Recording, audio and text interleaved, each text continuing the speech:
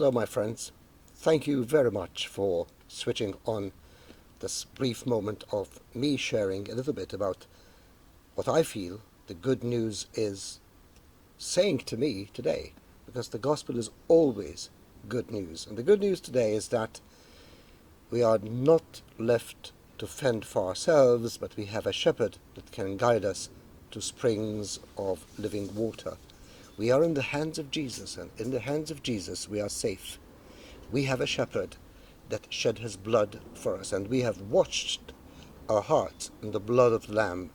Because we have washed our hearts in the blood of the Lamb, we can look forward, as the second reading says, to serve and worship God night and day. And Jesus will shepherd us to springs of living water, not just a little water that satisfies our thirst for this life, but the water of life that springs for all eternity.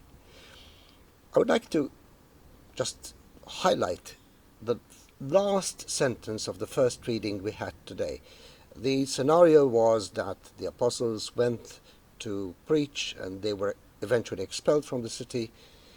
And in the last sentence, there is this sentence which says, "And the disciples were filled with joy and with the Holy Spirit."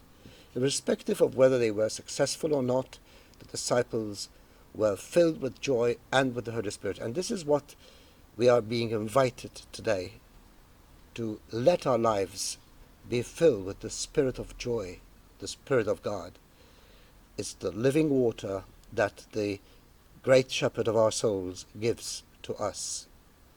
Well, he's offering you a drink. Don't remain thirsty, but drink the water of life that Jesus is giving you. God bless you, my friend.